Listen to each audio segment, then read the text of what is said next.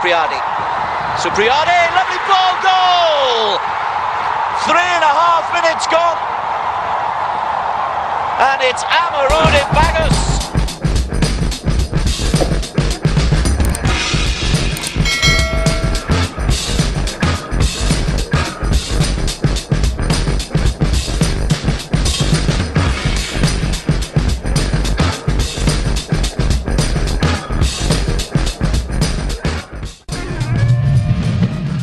FC Utrecht tunggu Bagus Kavi sampai Jumat ini. Rencana Amiruddin Bagus Kavi Alfikri untuk bisa bergabung dengan FC Utrecht kian mendesak.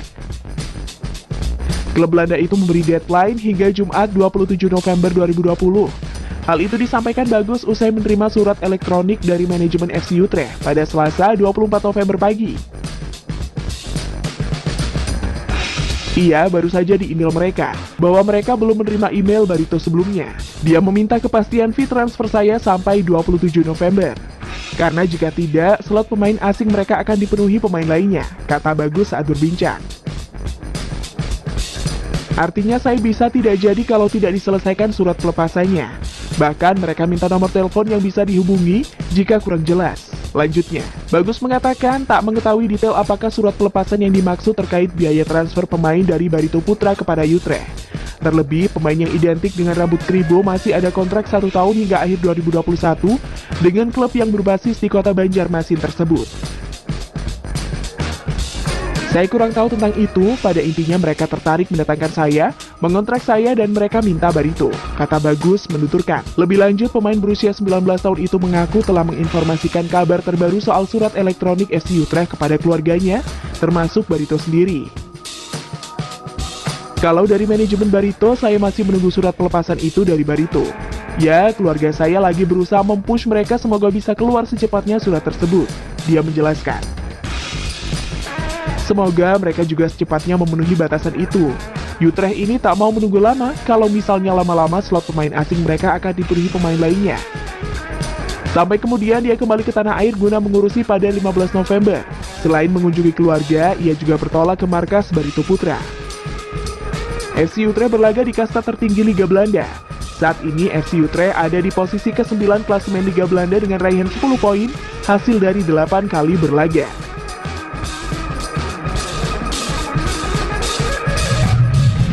Bagasan Irfan bertekad kerja keras di Timnas U19. Pemusatan latihan Timnas U19 saat ini memasuki pekan kedua.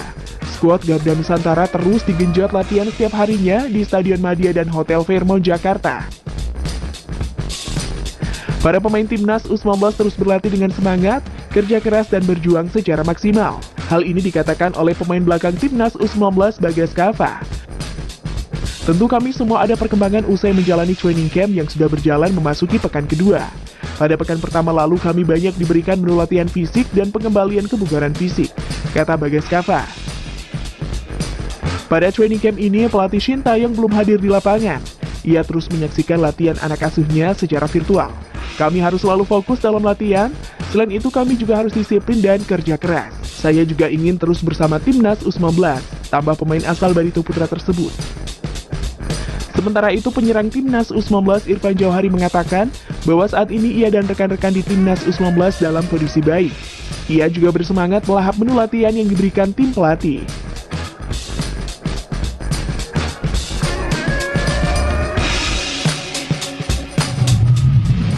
Training camp di Jakarta lanjut, skuad Timnas U19 Indonesia tetap fokus tingkatkan fisik.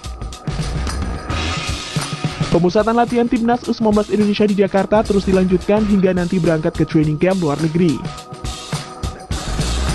Sebelumnya, Timnas U19 Indonesia diagendakan menjalani training camp dari 13 sampai 23 November 2020. Namun karena belum jelasnya lokasi training camp lanjutan Timnas U19 Indonesia di luar negeri, membuat mereka kembali melanjutkan latihan di Jakarta. Pada dasarnya, sudah dua opsi lokasi training camp lanjutan Timnas U19 Indonesia, yakni Korea Selatan dan Spanyol, tetapi PSSI mengatakan masih ada hal yang perlu diproses. Oleh karena itu, David Maulana dan kawan-kawan tetap bakal menjalani latihan di Stadion Madia, Jakarta Pusat, hingga ada arahan dari pelatih Timnas U19 Indonesia, Shin Taeyong. Asisten pelatih Timnas U19 Indonesia Nova Arianto mengatakan bahwa sambil menunggu kepastian lokasi, para pemain tetap latihan dengan program latihan yang ada. Untuk training camp lanjutan di Jakarta ini pun materi yang diberikan tidak jauh berbeda dari pekan lalu. Training camp lanjutan kali ini juga masih akan tetap dipimpin oleh Nova Arianto karena Shin Tae-yong masih berada di Korea Selatan dan memantau secara virtual. Dia juga mengatakan bahwa para pemain telah beradaptasi dengan baik. Bahkan mereka terus bekerja keras untuk meningkatkan kondisi fisik, khususnya para pemain yang baru ikut bergabung.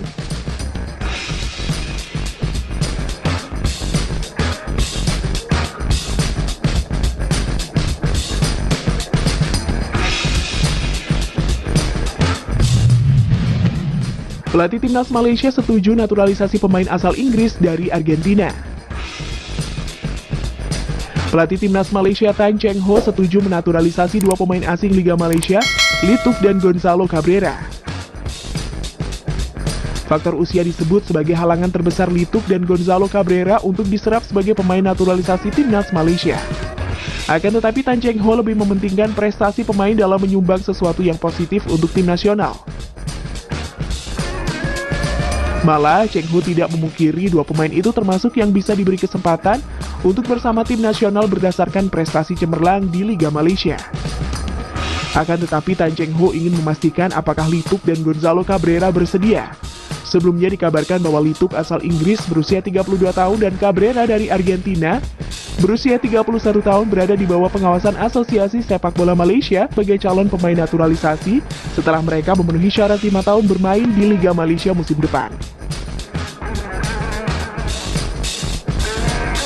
Sementara itu, Tan Cheng Ho masih berharap ada pemain lokal yang akan bersinar dalam waktu dekat, terutama untuk posisi bek tengah. Bagian penyerangan masih kami harapkan penyerang lokal seperti Syahril Fikri, Syafiq Ahmad, dan setelah ini ada Lukman Hakim Syamsuddin. Kalau kita lihat di tengah atau sayap kita punya pemain-pemain yang bersinar seperti Safawi Rashid, Mohammadou Soumaré, dan beberapa pemain lainnya.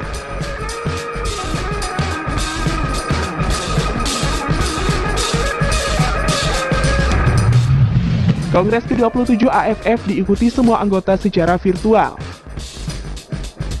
Federasi Sepak Bola ASEAN atau AFF menggelar kongres tahunan pada Selasa 24 November 2020. Kongres ke-27 ini digelar secara virtual dan berlangsung selama kurang lebih 1 jam. Seluruh anggota AFF termasuk Indonesia hadir mengikuti kongres ini. Dari PSSI diawali oleh PLT Sekjen Yunus Nusi dan Wakasekjen Maike Ira Puspita. Kongres ini juga dihadiri oleh perwakilan AFC Member Association and Regional Association serta Director of Member Associations Asia dan Oceania FIFA, Sanji Vance Balasinga. Beberapa agenda pembahasan kongres yakni terkait tidak terlaksananya kongres biasa dan kongres luar biasa AFF yang sedianya akan dilaksanakan pada 17 Maret di Kamboja dan pada 22 Juni 2020. Selain itu, laporan kegiatan tahunan federasi, laporan serta audit finansial selama 1 tahun serta persetujuan amandemen dan atau perubahan statuta AFF serta penunjukan anggota auditor untuk tahun 2020. Keputusan Kongres AFF salah satunya membahas penyelenggaraan edisi perdana Asian Club Championship yang rencananya akan dilaksanakan tahun 2020 ini. Setelah sempat diumumkan akan diselenggarakan pada 2021. Dengan mempertimbangkan hubungan partner komersial, Sekjen AFF Winston Lee menegaskan adanya penundaan hingga tahun 2021. Sementara itu, penyelenggaraan AFF Suzuki Cup yang sedianya dilaksanakan tahun ini pun ditunda hingga April hingga Mei 2021. Namun pembahasan jadwal akan kembali diajukan pada rapat Dewan AFF setelah Kongres rampung. Sebelum menutup Kongres, Keith Samet mengatakan sudah membentuk COVID-19 Measurement Committee, yakni badan khusus yang ada untuk memastikan seluruh kompetisi AFF berjalan nyaman dan aman.